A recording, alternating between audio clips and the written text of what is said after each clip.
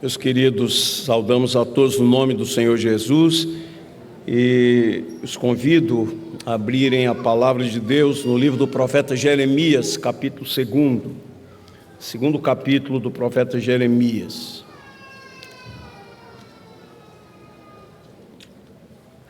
Bom, aqueles que estão nos visitando, uma honra tê-los conosco, temos pessoas, irmãos muito queridos aqui entre nós.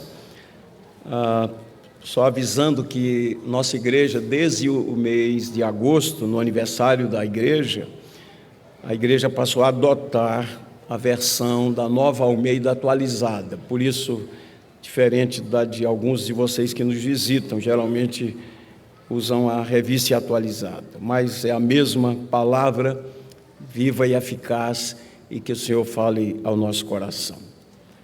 Capítulo 2, um capítulo longo, mas precisamos lê-lo todo para entendermos a mensagem dentro do seu contexto.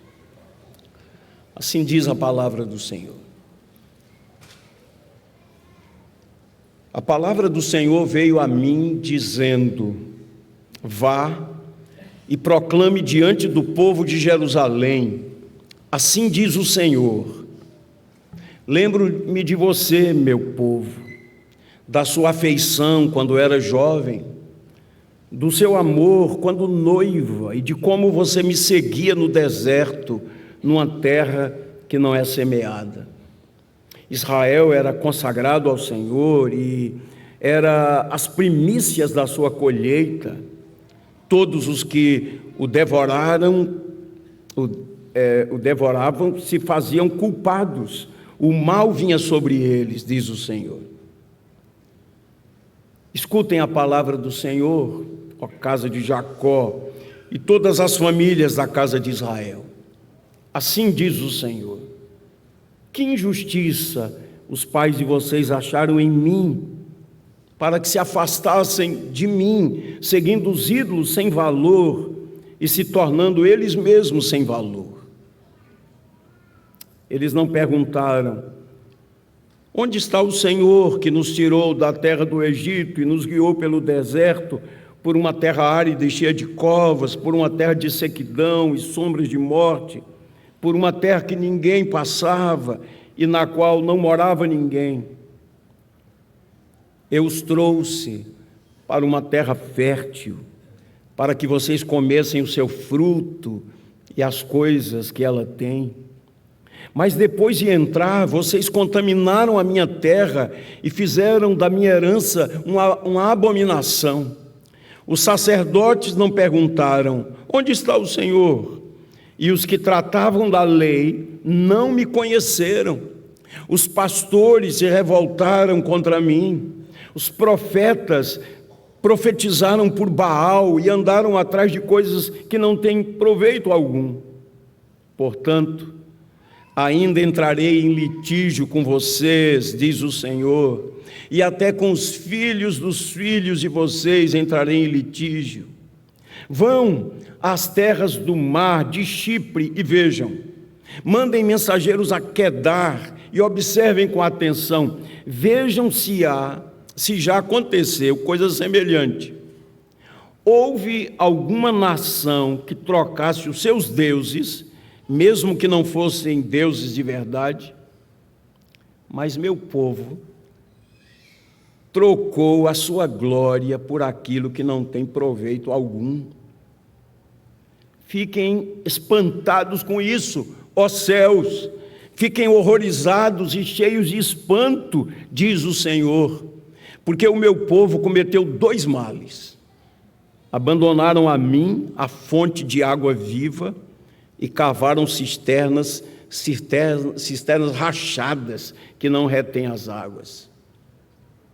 Por acaso Israel é escravo ou servo nascido em casa? Por que veio então a ser presa de outros?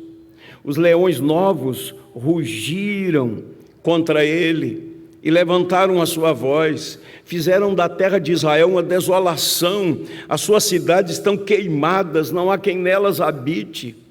Até os moradores de Mênfis e de Táfnis raparam o alto da cabeça de Israel. Por acaso isso não aconteceu com você, porque você abandonou o Senhor, seu Deus, quando Ele o guiava pelo caminho? E agora, que lucro você terá indo ao Egito para beber as águas do Nilo, ou indo à Assíria para beber as águas do Eufrates?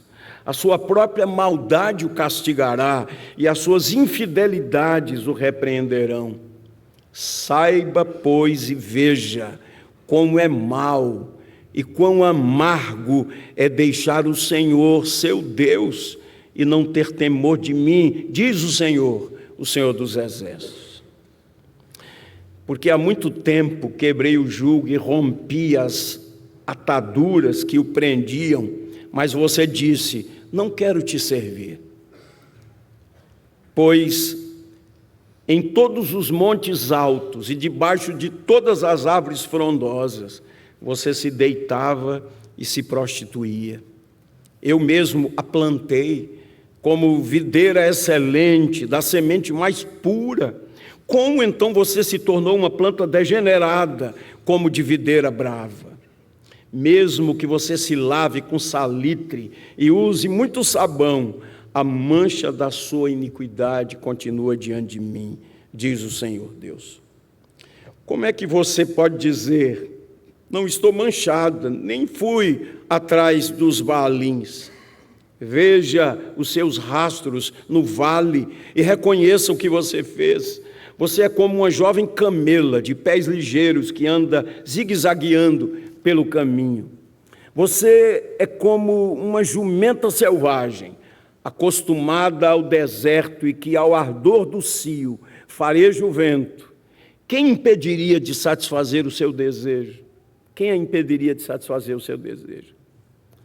Os que a procuram não têm de fatigar-se, no mês dela a acharão. Evite andar por aí com os pés descalços e não deixe a sua garganta com sede, mas você diz: não, é inútil, porque amo os estranhos e é atrás deles que eu vou. Como um ladrão se envergonha quando o apanham, assim ficarão envergonhados os da casa de Israel, eles, os seus reis, os seus príncipes, os seus sacerdotes e os seus profetas. Eles dizem a um pedaço de madeira: você é meu pai, e à pedra: você me deu a luz. Pois me viraram as costas e não o rosto. Mas na hora da angústia dizem: levanta-te e salva-nos. Onde estão os deuses que vocês fizeram para vocês mesmos? Eles que se levantem, se é que podem salvá-los na hora da calamidade. Porque os seus deuses, ó Judá, são tantos quantos as suas cidades. Por que vocês querem discutir comigo? Todos vocês transgrediram contra mim, diz o Senhor. Em vão castiguei os filhos de vocês. Eles não aceitam a minha disciplina. Como leão destruidor, a espada que está na mão de vocês devorou seus profetas. Vocês desta geração considerem a palavra do Senhor. Será que eu tenho sido um deserto para Israel, ou uma terra da mais espessa escuridão? Por que então o meu povo diz: somos livres para fazer o que quisermos, jamais voltaremos para ti? Por acaso uma virgem se esquece dos seus enfeites, ou uma noiva se esquece do seu véu? Mas o meu povo se esqueceu de mim por dias sem fim. Como você sabe dispor bem os seus caminhos para buscar o amor, pois você poderia ensinar até as mulheres perdidas. Nas bordas das suas roupas se achou também o sangue de pobres e inocentes que não foram surpreendidos no ato de roubar. Apesar de todas essas coisas, você ainda diz: estou inocente. Certamente a sua ira se desviou de mim. Eis que entrarei em juízo contra você, porque você diz: não pequei. Por que você é tão leviana e fica sempre mudando de rumo? Também pelo Egito você será envergonhada, assim como foi envergonhada pela Assíria.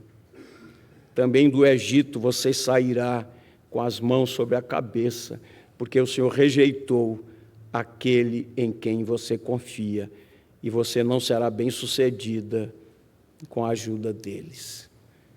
Até aqui, queridos, que Deus tenha misericórdia de nós, um texto tão forte, tão contundente, que Deus nos dê graça, nos ilumine os olhos do coração. Ó Deus, obrigado pela Tua palavra, que é a verdade. O Senhor é santo, o Senhor é justo, o Senhor é bom, o Senhor é perfeito. Não há no Senhor nenhuma mácula. O Senhor é digno de honra, de glória, de louvor. Ó Deus, como o nosso coração tende a se inclinar para a desobediência. E nós queremos rogar misericórdia. E já te agradecer, porque nós, os que estamos em Cristo, apesar de nós estamos guardados e seguros. Os que somos o povo da aliança, bendito seja o teu nome. Vem agora, Pai, vem com graça e vem nos ensinar. Dá-nos amor pela palavra e um coração disposto a obedecer. Que esta manhã seja uma manhã de renovo, seja também uma manhã de quebrantamento, uma manhã de arrependimento, de volta ao primeiro amor. E que o nome do Senhor seja glorificado. Oramos assim no nome de Jesus. Amém e amém. Irmãos, vamos permanecer com a Bíblia aberta para reler alguns desses versículos. Temos estudado esse livro do profeta Jeremias, né, e um livro longo. Alguém me perguntou, Lutero, você pretende pregar 52 capítulos? Né? Bom, estamos na dependência de Deus. Mas eu estava lendo um artigo de Joel Kars. Ele está falando sobre 4 razões pelas quais você deve pregar em Jeremias. Foi até um bom incentivo para mim, continuar pregando em Jeremias. Ele disse que estava pregando uma série de mensagens de Jeremias e alguém perguntou a ele, por que pregar em Jeremias, né? Um livro tão longo, né? São 52 capítulos, né? E um livro que traz tantas coisas tristes, né? Esse capítulo que lemos agora, né? Fala de transgressão, de desobediência, de idolatria, de rebelião, fala de sofrimento, sofrimento do profeta Jeremias, que foi abandonado, foi perseguido, foi odiado, preso, torturado, exilado. Por que pregar? E ele apresenta 4 motivos, né? Primeiro motivo, ele diz, Jeremias, o livro do profeta Jeremias, a profecia de Jeremias, abomina a perversão da palavra de Deus. E ele argumenta dizendo, e preste bem atenção nisso, isso é fundamental. O povo, nos dias de Jeremias, acreditava em Deus. Eles amavam o templo devido à sua presença. E eles acreditavam o seguinte, somos religiosos, observamos os calendários religiosos, vamos ao templo, então nenhum mal nos acontecerá. Eles pensavam assim. Ora, se nós estivermos no templo, nenhum mal nos acontecerá. E ele diz mais, essas pessoas amavam simultaneamente seus pecados, misturavam a adoração ao Deus vivo com a adoração aos ídolos. Segundo argumento, é que Jeremias trata também da perseguição do povo de Deus, dizendo o seguinte, todo aquele, como escreveu Paulo 2 a Timóteo, todo aquele que viver piedosamente em Cristo será perseguido. Então, perseguição pelos motivos certos, né? A Bíblia diz, ninguém sofra como malfeitor, ninguém sofra por causa do mal feito. Mas se alguém sofrer por causa de Cristo, e aqui, queridos, é bom que se diga, por causa de Cristo, sofrer por causa de Cristo, por causa do compromisso com Cristo. Então, se alguém sofrer por causa de Cristo, é um bem-aventurado. E Carlos diz assim, Jeremias é desprezado por quase todos. Ele lida com ameaças de morte, tramas de assassinato e prisão. Deus mandou que ele escrevesse as palavras em um rolo, ele o fez. E quando o conteúdo foi lido publicamente, foi confiscado pelas autoridades e foi queimado. Ele foi jogado numa masmorra, jogado em um buraco. Ele foi, inclusive, agredido, espancado por um oficial do templo, né? E ele diz assim: hoje a mensagem cristã é cada vez mais impopular. Pregar exclusivamente a Cristo não fará com que a igreja seja bem vista na sociedade. Terceiro argumento é que Jeremias mostra a provisão de um novo coração. O livro de Jeremias parece ser desanimador, porque você vê desobediência, rebelião, dureza de coração, injustiça. Você viu aqui na leitura o sacerdote, profeta, a liderança. Parece que é um livro desanimado, mas esse livro fala da graça. Jeremias era incapaz de dar um novo coração àquele povo. Mas Deus é capaz de dar um novo coração. Jeremias fala da graça. O povo quebrou a aliança, mas o Senhor fala nesse livro da nova aliança que nós temos em Cristo Jesus.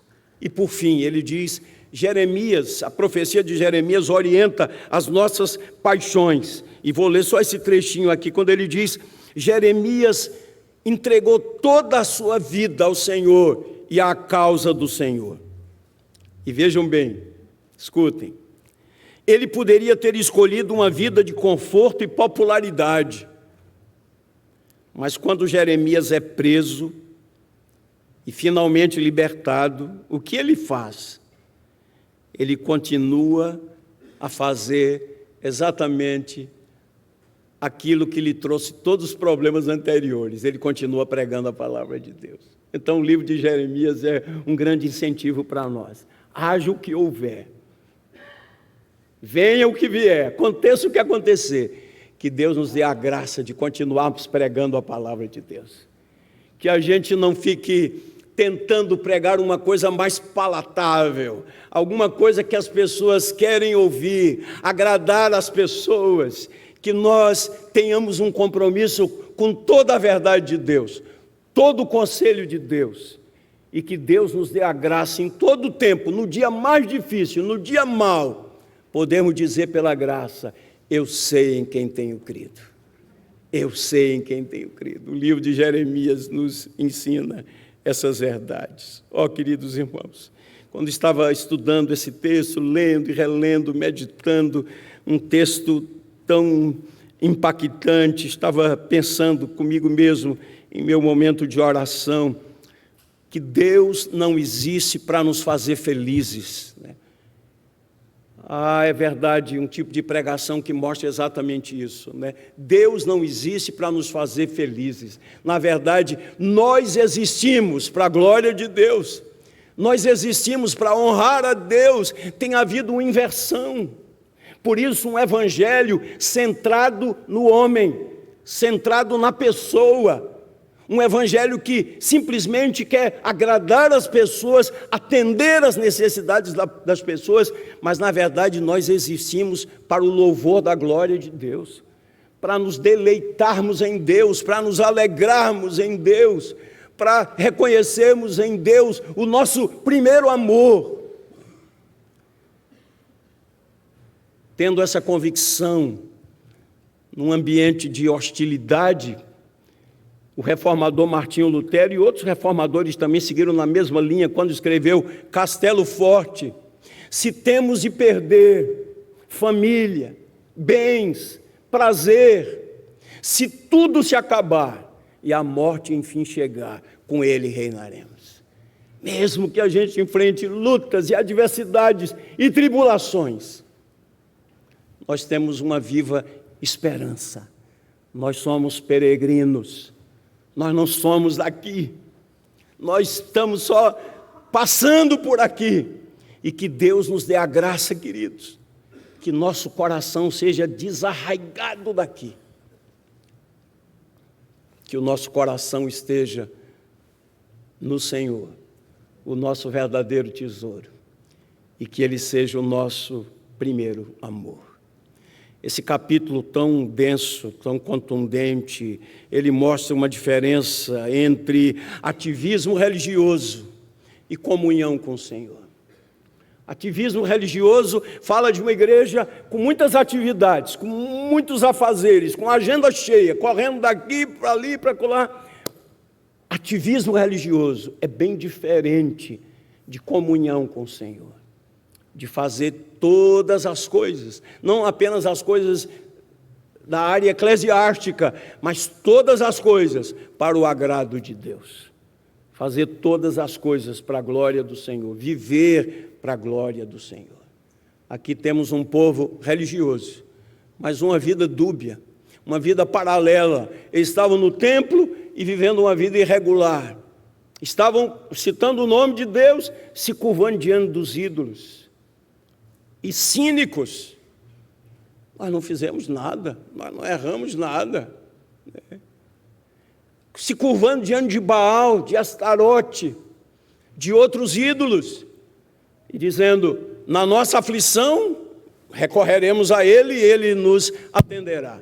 Então, na verdade, o que é que esse povo pensa? Um Deus que serve apenas para suprir, para prover, para trazer alegria, para trazer conforto, para trazer livramento. É um Deus bonachão.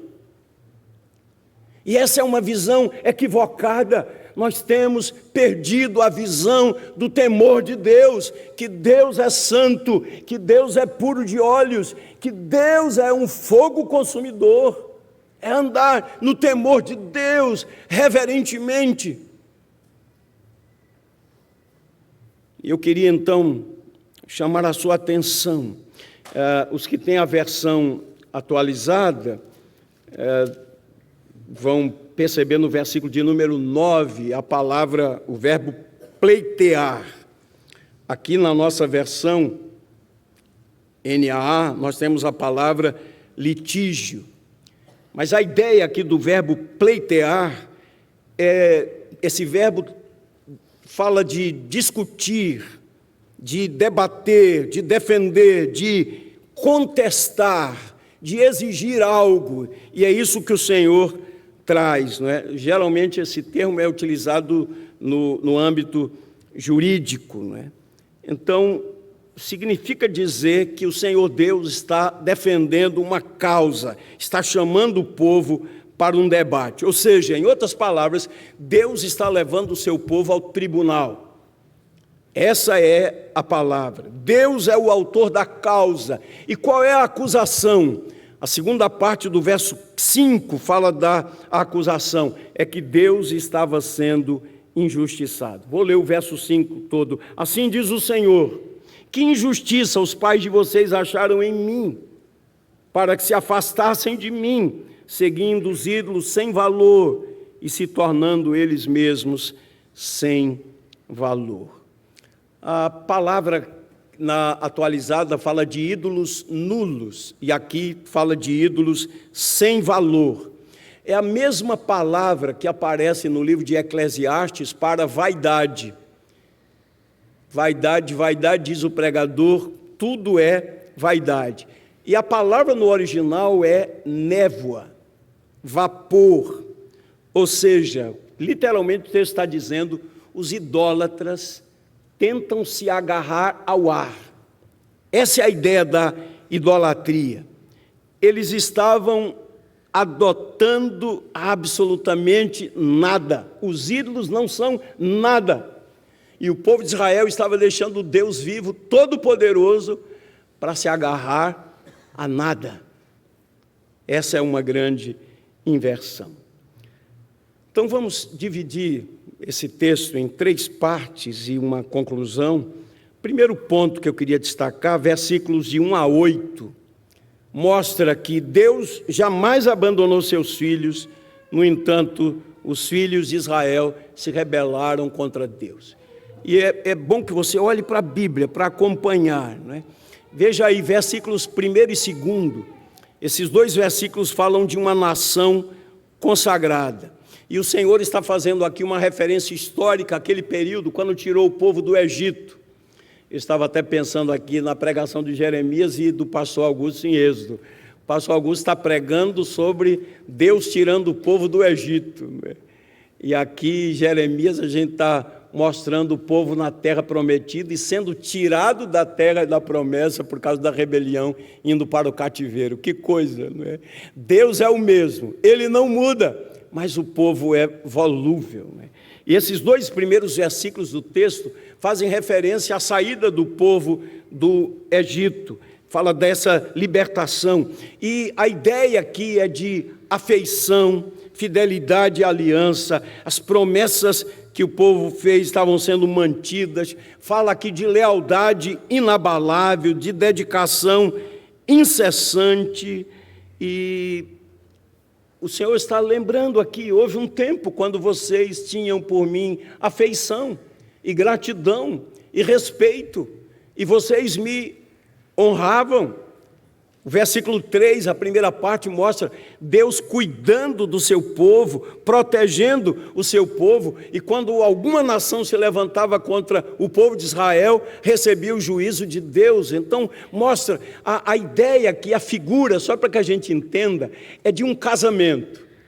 Deus é o noivo, Israel é a noiva, e agora o noivo entrou em um litígio, porque essa noiva foi infiel.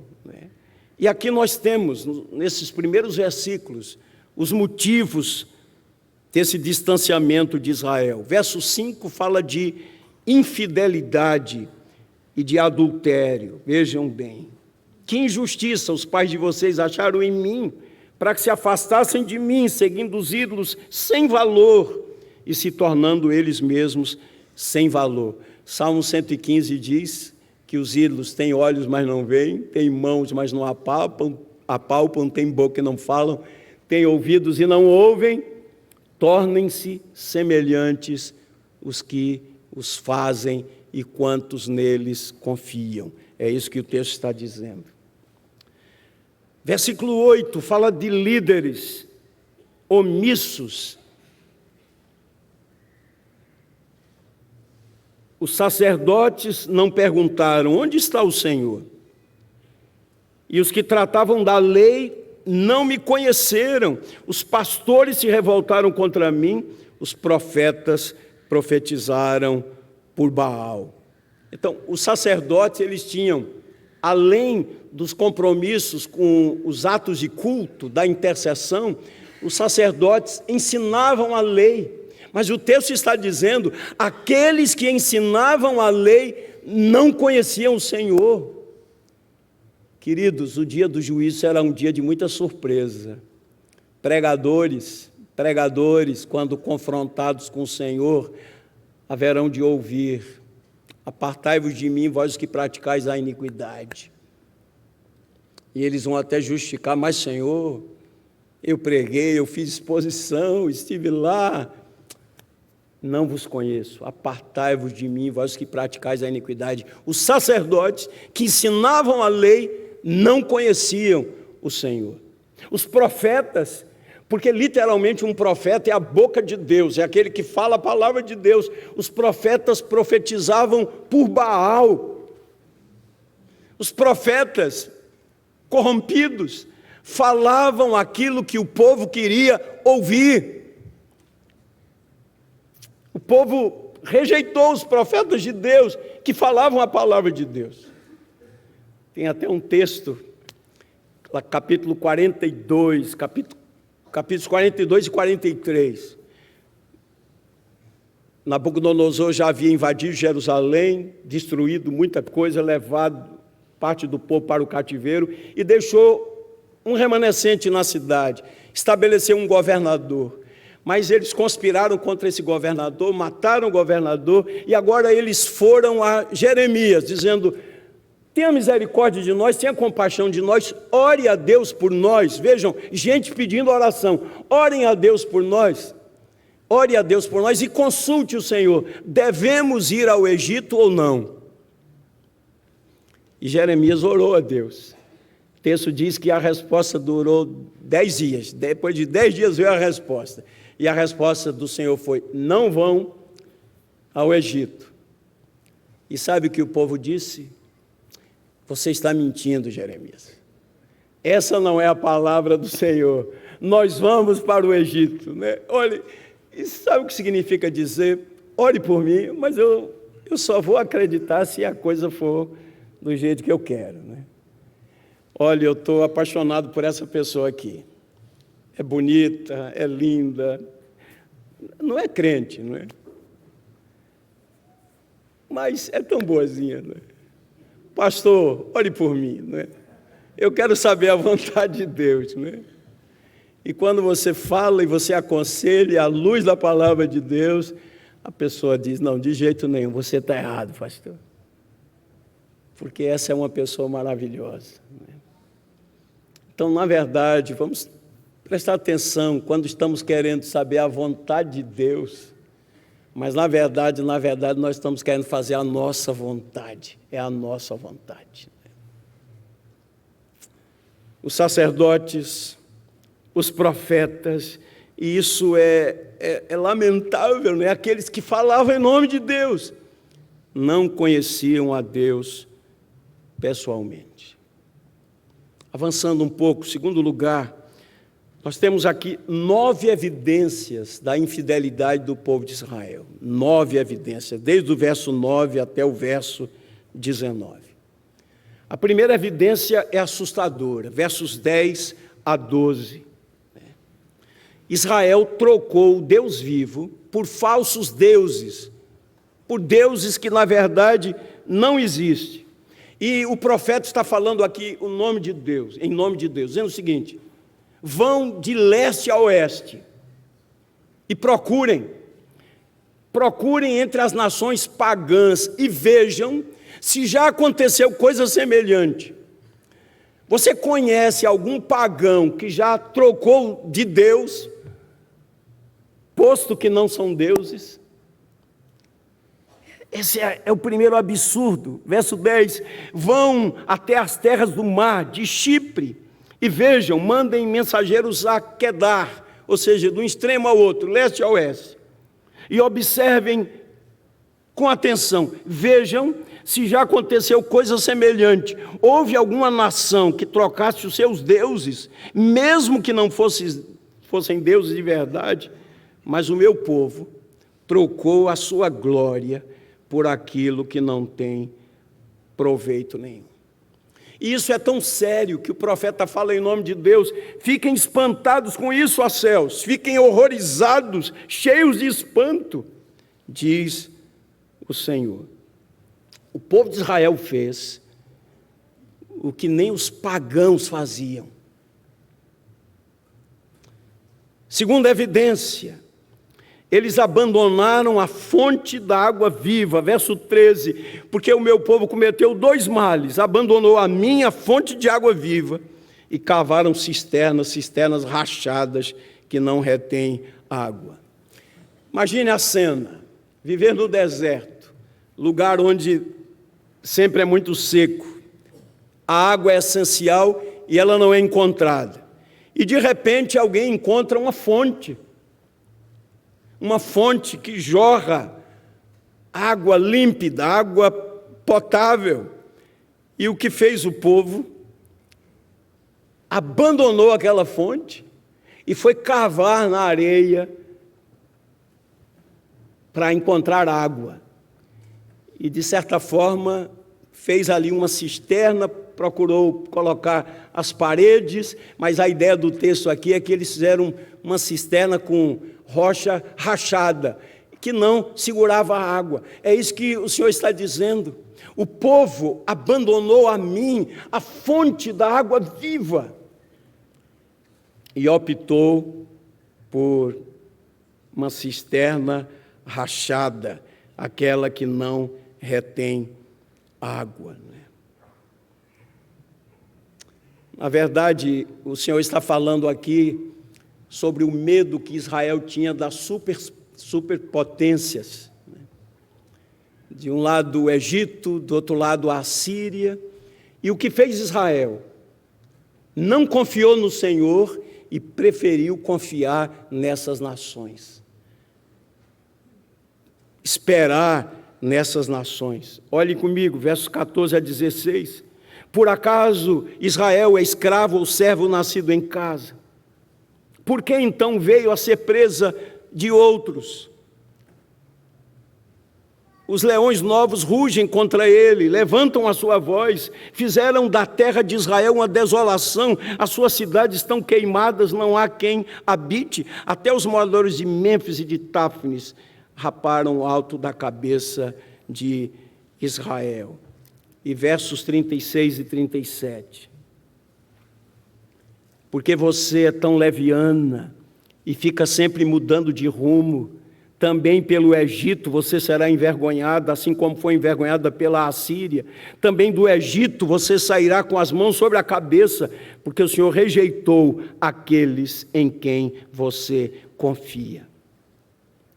E você não será bem-sucedida com a ajuda deles. Preste atenção, o que o Senhor está dizendo aqui é que Israel, em vez de confiar no Senhor, o Deus vivo, Deus poderoso, glorioso, colocou a sua esperança ou na Síria ou no Egito, em vez de esperar naquele que é a fonte da água viva, optou por confiar numa cisterna desajeitada que era incapaz de reter a água. Irmãos, estava lendo um texto essa semana e serve de alerta para nós, igreja dos dias de hoje aqui no Brasil. O alerta era o seguinte: atenção, a busca pelo poder político destrói a influência espiritual da igreja. O perigo de os cristãos confiarem em soluções políticas para salvar o país. E eu tenho dito aqui várias vezes, a nossa esperança não está no Planalto Central, a nossa esperança está no nome do Senhor. E nós temos perdido um pouco essa visão, nós temos olhado para o Planalto Central como se um outro presidente estivesse lá, as coisas estariam melhores. Em algum sentido, sim, claro, não temos dúvida quanto a isso, mas escutem bem, a nossa esperança está no nome do Senhor. E nós precisamos confiar naquilo que nós afirmamos, e essa é uma doutrina básica da nossa fé, a soberania de Deus. E a soberania de Deus diz que Deus é quem estabelece reis, e Ele tira reis. É a vontade soberana de Deus, queridos. Ele está conduzindo todas as coisas, e de certa forma nós temos perdido essa visão. O Senhor está no trono.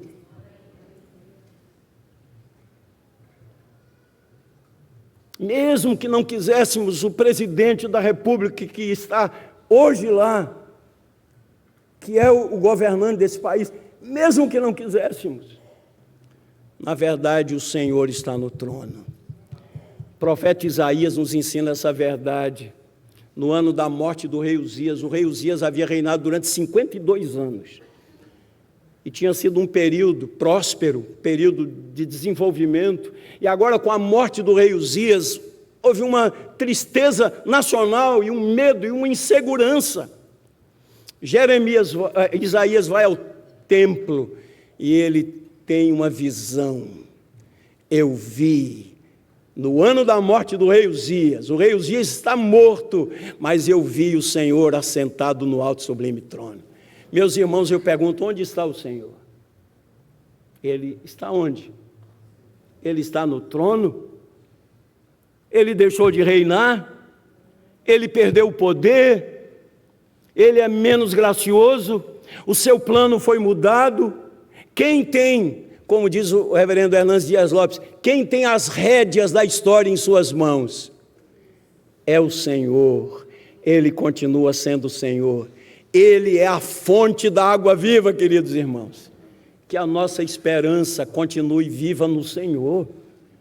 Claro, devemos orar pelo nosso país, é bíblico.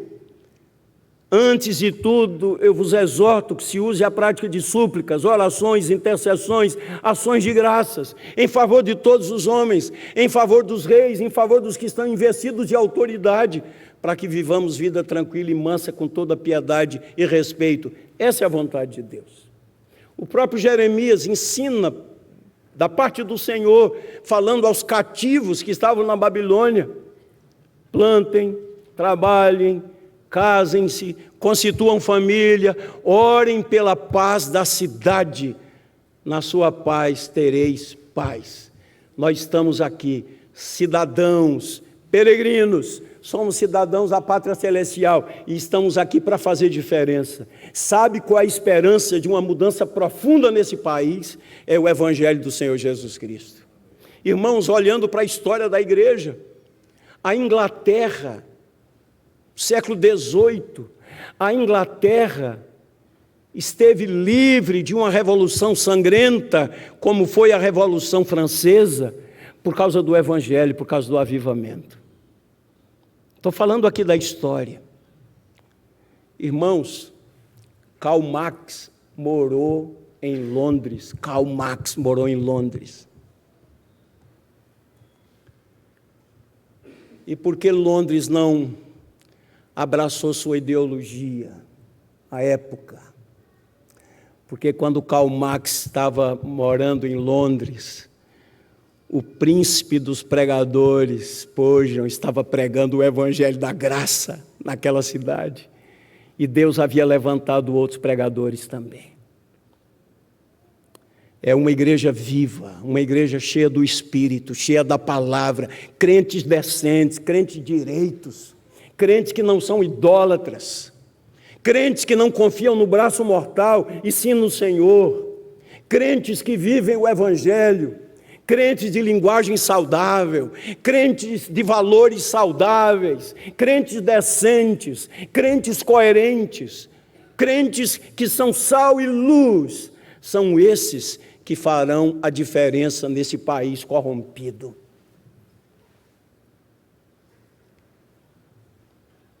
Crentes que denunciam a corrupção, mas não são sonegadores de impostos.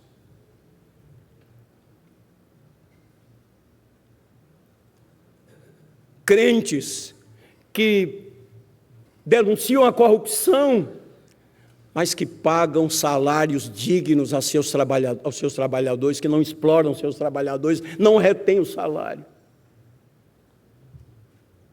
Crentes que devem ser sal e luz, e quando vão buscar seus filhos na escola, não fazem fila dupla e tripla, como todo mundo costuma fazer, porque um crente em Cristo Jesus é uma pessoa diferente.